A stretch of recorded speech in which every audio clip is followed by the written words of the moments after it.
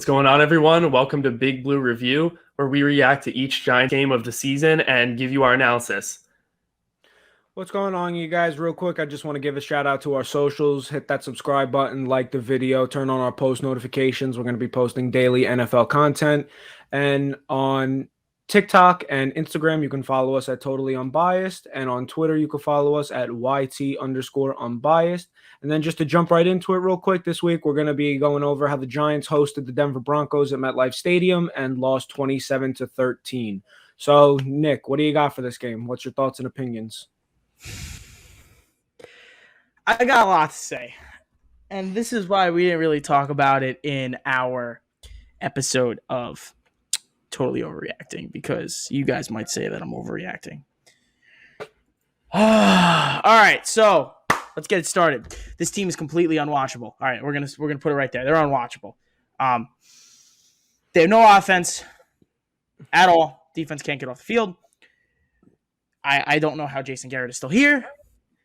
Saquon Barkley looked pedestrian. Darius Slayton still can't catch a pass. I'm not having a good time. I'm straight up not having a good time. But for real, let's get into some real analysis before I go on my rant. So first off, we're going to talk a little bit about, as you can see in the bottom, this is the stat line for the New York Giants. They got beat down by the Broncos. Beat down. So the final score was 27-13. This game was really 20-7. That's what it was. It was 20-7. Daniel Jones with a garbage time touchdown, Melvin Gordon with a garbage time 70-yard touchdown run. That's what it was. This team is bad. Absolutely horrendous. The offense was nowhere to be found. The defense, you couldn't buy a third down stop. I really don't understand what the hell the game plan was, because it clearly wasn't any good. I struggle to understand. I struggle to understand about anything. I mean, let's talk about the. You know what? Let's start with the defense. Aiden, we're gonna start with you. We're gonna start with the defense. Yeah, well, there were really big expectations for the Giants defense coming into this season. Last season they finished top 10 in basically every category. The secondary is one of the best in the league, and really the only question mark coming into this season was supposed to be our pass rush. And they came into this game yesterday and they got picked apart by Teddy Bridgewater. And I mean picked apart. Like Bridgewater, he completed whatever he wanted to. And, there were flashes. Certain players played really well. I think McKinney had a great game. I think Ojulari had a decent start too. He had a sack. But I really expected a lot more out of our defense to start the season. But I don't want to click the panic button yet, because I think that, it's week one. A lot of teams get off to very slow starts. And I think that, the best is yet to come for the Giants.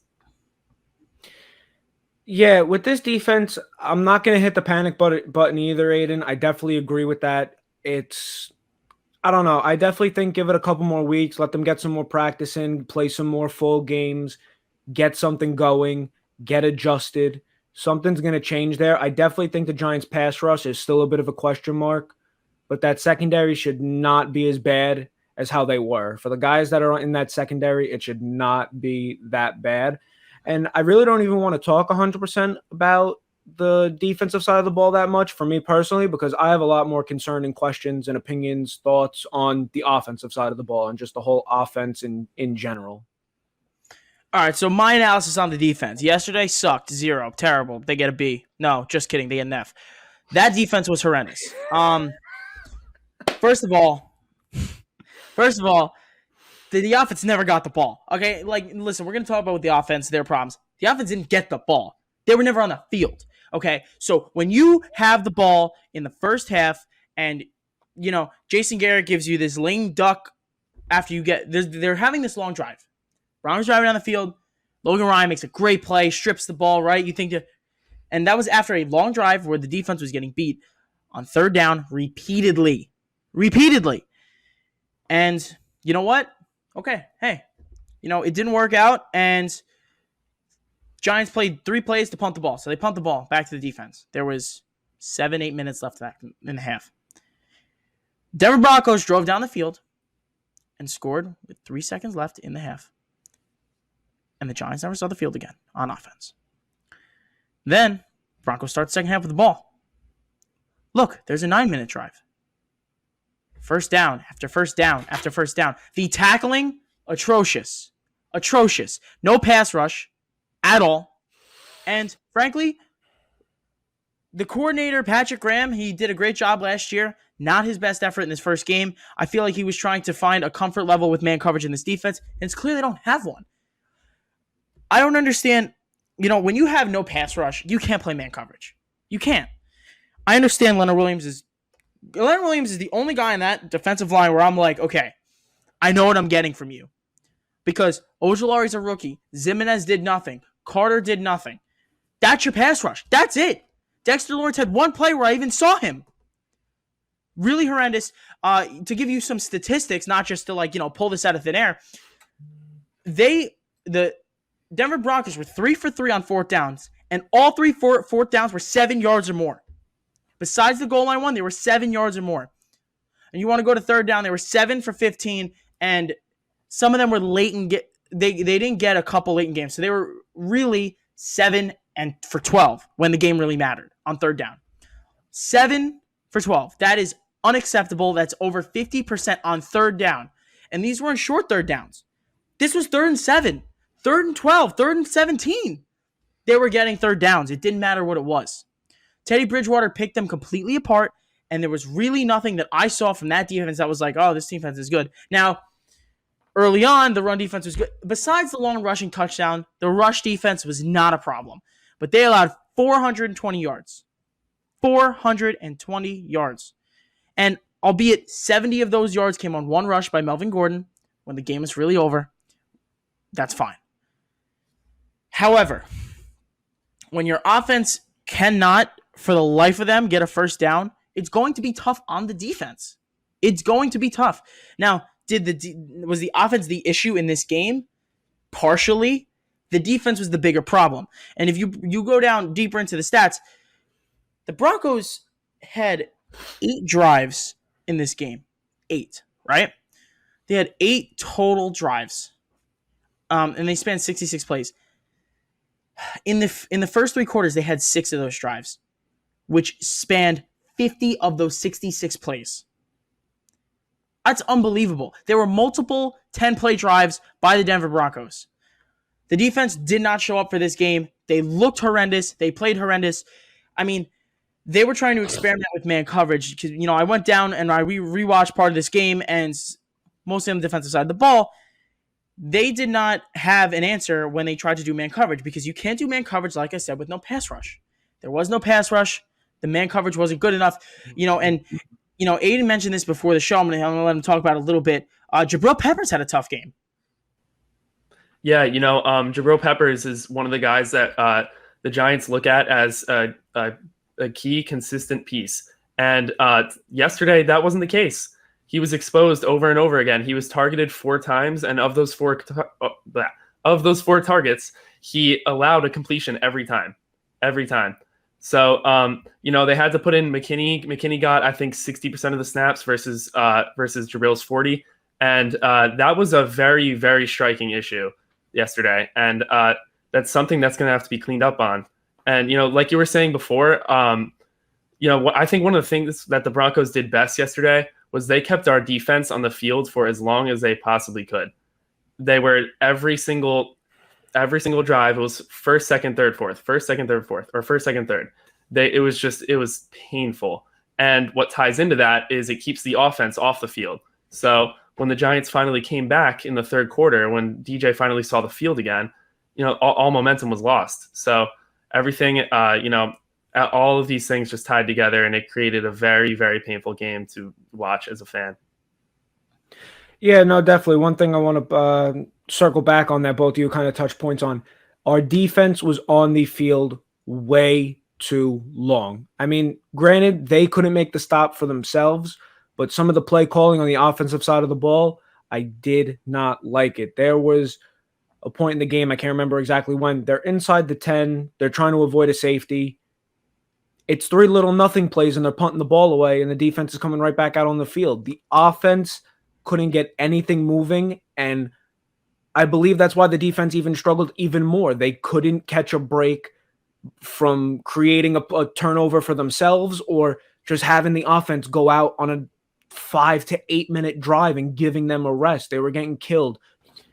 And for the offense, I mean, with Daniel Jones having one more rushing yard than Saquon Barkley, it really doesn't make sense to me. I know you don't want to jump right in with Saquon and make him a workhorse back and have 15, 20 touches a game. You want to start him off slow, but you got to design something a little bit better.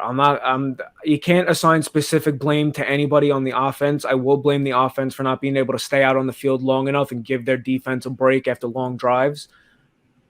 But I definitely think that it's not partially. I mean, I'm going to put most of the blame on Jason Garrett. I do not like his play calls. I don't think he lets Daniel Jones take full advantage of a playbook. I think he kind of shelters him and protects him with simple stuff that doesn't work well enough. DJ has a great arm. He is accurate down the field. I know you need a good O-line to have that time in the pocket to throw down the field, but it doesn't have to be a 40-yard pass. But this man needs to let Daniel Jones air out the ball more. He's got to design better runs for Saquon. And they got to figure out what works on that O-line because Pert played part of that game. Nate Solder played part of that game. We need some consistency at that O-line. It's for the last couple of years, it's always been jumbled around. I want to see guys that are consistent with it, and I want to see better play calls, period. Yeah, so we're going to round back right now to the offense, but quickly on the defense, the Giants had the ball for 7 of the last 10 minutes of the game, and they were still out possession 35 minutes to 24 minutes. So that's really all you need to know about that. But let's get into the offense. As you can see, we've had it on the bottom ticker below.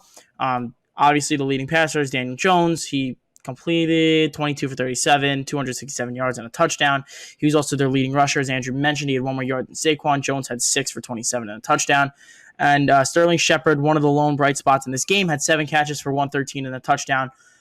Watching this game, Sterling Shepard looked different and a great different. I think he looked faster, stronger, more elusive. And, a lot of times what separates the good players from the great players is that balance factor, right? So, a lot of times you see these good players, they make crazy moves, juke spins, but they fall at times. They'll trip, the turf monster get them. And that was Shepard for years. And I don't know what changed.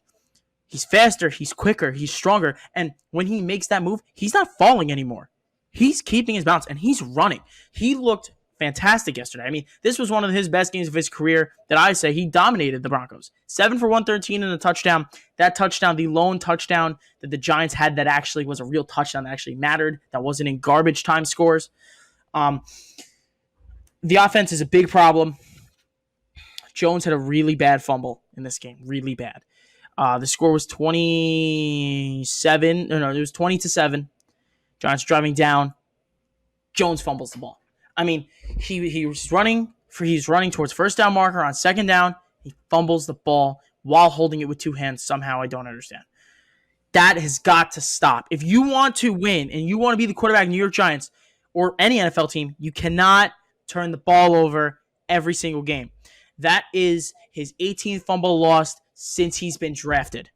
Now, I understand, okay, he has had a good streak since week 7 last year. That's only his, I don't know the number, 12 total turnover from week 7 last year, week 8 last year. That's fine. That's good. Great. That's dandy. Doesn't matter. It doesn't matter. You cannot turn the ball over. I don't care what situation it is. You can't turn the ball over. You turn the ball over, you will lose the game. It's simply put, especially with an offense that is conservative, an offense that has no energy, takes no risks. This offense did not start pushing the ball down the field until they were down 10 points. 13 to be exact. I don't know how you expect to win a game in today's NFL if all you do is slow roll your opponent. Short run, short pass. Oh, here's another curl route, Jason Garrett. Like, are you kidding me? Enough of this. It's enough of this. This is the same team as it was last year, except it has expectations, and it's going to disappoint. Last year, they had no expectations. And you're going to start off 0-1. Like, I understand this is week 1. This is 0-1. Okay? Next week, you have Washington, and it's a short week where you're not going to have Saquon on full strength again. So, let me ask you, are you going to push the ball down the field? My answer already, I know the answer, it's no. Because they're going to be worried about the pass rush the entire time. I mean, I don't know how else to say my issues with this offense. I really don't. Absolutely. I think, one of the biggest problems yesterday, like you said, was the fact that even when Daniel Jones is playing well, Jason Garrett refuses to trust him to throw the ball down the field. After that Logan Ryan forced fumble, I think we had 2 rushes and then like a pass that was short of the sticks. There's just all of these concerns about the knowledge that's going into these play calls. And that combined with the fact that Daniel Jones is basically guaranteed turnover per game, and we're not really seeing any consistency on the O-line. It's very, very startling. But I think that it all starts with Garrett calling the right plays and throwing the ball, letting DJ throw the ball downfield. Because, last year, Daniel Jones was one of the highest rated passers throwing the ball deep in the NFL. But they just don't let him do it enough. So there's a lot to fix. I think there's a lot that needs to be addressed with this offense. But I think it all starts with the offensive coordinator. Yeah, no, it definitely does. I mean, I really don't have much more to say on this game. I definitely think it was lackluster on both sides of the ball for the Giants. I'd like to see them turn things around. I do think they could turn things around on defense. I definitely think there is room to improve there. But for the offensive side of the ball, until Jason Garrett gets us through his thick head that he needs to change what he's doing because it's not working. I mean, you look at what he's doing to Daniel Jones. They're not moving this ball around at all. Look at Dak Prescott. It's clear as day who the issue is. Dak Prescott is arguably a top 5 quarterback. Nick brought up that point to me last night when we were having a conversation. He's arguably a top 5 quarterback, and Dak Prescott probably couldn't be happier right now. He's flourishing in that offense, even after an injury. He looked great in his game this week. Daniel Jones, not looking good. Absolutely. I couldn't have said it better myself, which I said it yesterday. But listen, the thing about Jason Garrett is he plays not to lose. You can't play not to lose. You have to try to win. And they continue to do the same stuff. I mean, now we're kind of getting into the coaching because, we want to go defense, offense, now coaching. We're going into coaching. Joe Judge wasted timeout on a challenge flag that I don't even know what the hell that was. Jason Garrett, Joe Judge wasted a challenge flag on God knows what. I mean, I don't know what you're trying to challenge. You're going to lose. First of all, he was in for a touchdown on the diving play. I believe this was at the beginning of the third quarter. Beginning of the fourth quarter, right? And then Joe Judge decides, let's throw this flag. That's a timeout. You just lost a timeout in a game where you're down by double-digit points. You just wasted a timeout. I don't understand. There was no thought process on this. Do you not know the own rule? You do not know the rules? Like, come on. Like that. You can knock Joe Judge for 3 things in his NFL career. Number 1, hiring Jason Garrett in 2020, although I believe it was an arranged marriage with John Mara. 2, bringing Jason Garrett back in 2021. And 3, that challenge flag. So he has not made many mistakes, but his team did not show up. And I'm sure there will be hell to raise at that practice today because I'm sure they are not getting a day off after that performance. Yeah, absolutely. A judge basically admitted in the post-game press conference that he threw that challenge flag out of pure frustration. He knew that it was a scoring play. He knew that all scoring plays get reviewed, yet he threw the flag anyway, and he wasted that timeout. So, these are just additional issues that can't be piled on top of the main problems we already have going on with this team. And, I just think as a whole, everything just needs to be cleaned up. I think this team was just really, really, really rusty yesterday, and it wasn't just the players. It was the coaches, too. Patrick Graham, we praise Patrick Graham for being this defensive mastermind. And I'm not quite sure that, the schemes were there yesterday. I don't think everything fell on the players. I think that a lot of the defensive play calls could have been a lot better. But, there's a lot to fix, and I think they can do it.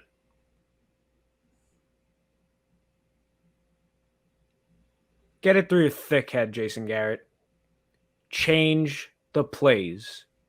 Change your style. Let Jones air out the ball. Fix a run scheme that works for Saquon. Keep Evan Ingram in the slot where he's got mismatches. Simple things. Just move the ball. Don't play to lose. Don't play to win. Just play the game the way it's supposed to, because the way it's going, it's going to be a long, disappointing season. And it pisses me off because there's no reason it should be that bad. No, there's no reason. So I wrote this out yesterday, and I want to kind of read it to you guys because I was talking to some people, and this is what I wrote out. So this is my honest Giants evaluation. Saquon Barkley was my first point. An okay performance, but we weren't really expecting much from him anyway. We weren't really expecting him to play. He had no impact on the game, but his ball carrier vision looked okay. I would say okay. And he had a nice couple run blocks. I was worried about him, or pass blocking. I was a little worried about him. We know he's not a great pass blocker, but he did pretty good, actually. Daniel Jones, another hard fumble. Team was gaining momentum, and he completely wiped it off the board. He was okay throwing the ball, and he seemed to have good chemistry with Gallaudet and Shepard. They seemed to have good chemistry. He threw a lot of contested balls to Gallaudet in garbage time at the end of the game where he came down with almost all of them. He came down with all of them. It was fantastic. He still looks like he has hard tunnel vision. He stares at one receiver, he stares him down, and that's why corners are able to make plays and knock balls away. There is no run. I forgot to mention, as we were talking about the offense, there were no run plays at all schemed up for Daniel Jones. You're telling me a read option with Saquon Barkley and Daniel Jones wouldn't work? Well, we don't know because they don't try it. I don't understand. Like, you did it last year with Wayne Gallman. Do it with Saquon. He's a better running back than Wayne Gallman. Daniel Jones is healthy and he can run the ball. I don't understand why you don't give him the option to run the ball. I don't understand it. I mean, you say this guy's football's IQ is really high. Well, he obviously then knows when to run it and when not. I mean, that's ridiculous. Darius Slayton, he had a nice catch down the sideline, but his hands are still horrendous. He still cannot catch a ball if someone's even breathing on him. Terrible. The Giants defense, I went back into it. The tackling was poor. Didn't score, they didn't allow a lot of points until that Gordon touchdown, but they couldn't buy a fourth down or third down stop. There was no pass rush outside of Leonard Williams being double-teamed all game, and he was still playing really well. O'Shane Ximines, we're still waiting. We're still waiting for Ximines. We're still waiting for Carter. Nothing. We got nothing out of both of them. And then, like I said earlier, the play calling on both sides of the ball was not good. The man coverage wasn't working. They needed to get out of the man coverage, and it took them too long to get out of it. They started buckling down late, but that's because the Broncos really were just trying to run the ball. So, really, what's the point? And I wanted to give you guys an option. I want to say something, and then I want to give you guys a chance to give me some guys that you were impressed by. I'm going to give you 2 good players, 2 bad players, all right? Blake Martinez and Leonard on each side of the ball. To Blake Martinez and Leonard Williams on defense, they look good. Blake had a really big missed tackle, but he looked good. James Bradbury wasn't great. He wasn't. He allowed 6 catches, I believe, or on 5 catches on 6 targets and a touchdown. A lot of them were short and dink and dunk. Touchdown was short and dink and dunk, but he can't allow that. He had 2 passes defense, which was good, but again, not what you wanted to see from him. And back to O'Shane Ximines and Lorenzo Carter, I'll put them as 1. They both played pretty poorly. No pass rush. Very unhappy with them. Leonard Williams, again, like I said, he played well. Offensively, Sterling Shepard and Andrew Thomas, I was very impressed by both of them. Andrew Thomas allowed 1 pressure the entire game. He looked good. He looked strong. Footwork was good. He didn't get beat once. He didn't get beat at all. And then, Shepard, we said Shepard looked great. And then I want to talk about, really quick, Will Hernandez, Nate Solder. I don't know how many times I watched 2 guys come around the edge and were completely unblocked by both of them. They were standing there doing nothing. They turn and look, and Von Miller's got Jones on the floor. I don't get it. Clearly there's a scheme issue here, or maybe they shouldn't be starting. I don't know. Those are my players that I thought were good and thought were bad yesterday. I don't know how you guys think.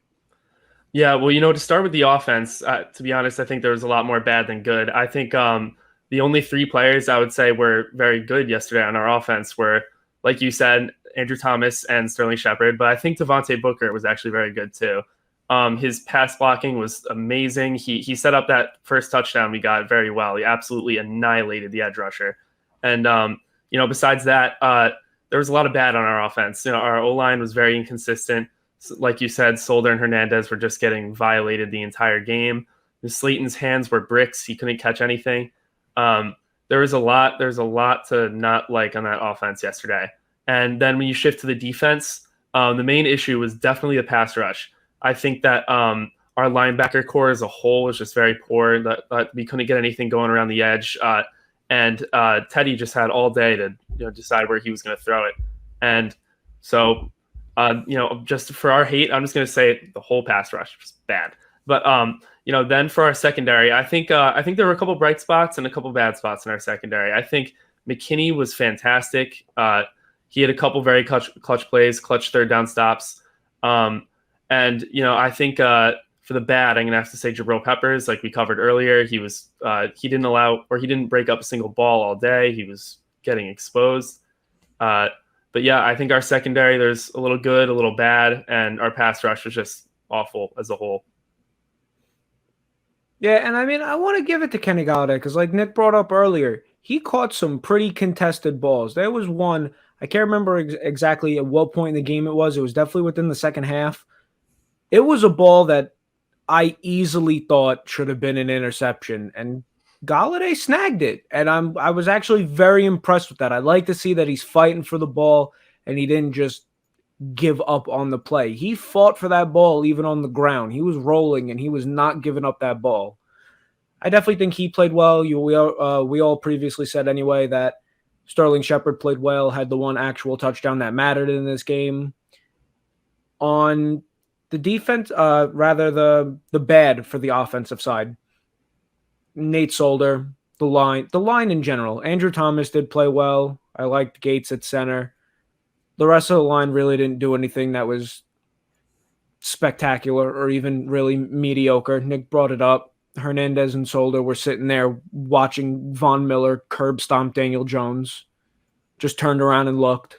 They didn't even realize what they were doing. And then for the defensive side of the ball, Leonard Williams played well, but the rest of that pass rush really didn't do anything. Nick brought that up as well. I mean, there's really not much more for me to add on most of these. I'm kind of just recapping.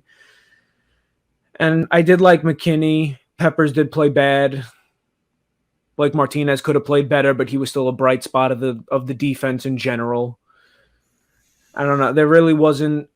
There definitely a lot more bad than good on this team this week, but I'm really hoping Thursday it turns around, even though it's kind of you got whatever they do this Thursday, you gotta put a little asterisk next to it because they're going to be playing a backup quarterback already. Yeah, Fitzpatrick is out for next week. He's out for the next 3 weeks. So hopefully they get a little better. But guys, this has been the Big Blue Review. I'm surprised I don't have Marvin's Room playing in the background. This is just a terrible week. Horrendous, absolutely horrendous. They are not fun to watch. They are boring. They are slow. And the offense is just, thumbs down. Thumbs down for Javier Baez. Thumbs down. That's really it for the Big Blue Review. The Giants didn't play well. Hopefully they play better next week. We're going to have the Big Blue preview where we preview the game, and we're going to have that for you guys coming up on... We're probably going to release the video either Wednesday or Thursday afternoon, depending on when we can get this recorded. But that has been it for the Big Blue Review. Thank you guys for watching, and go Big Blue.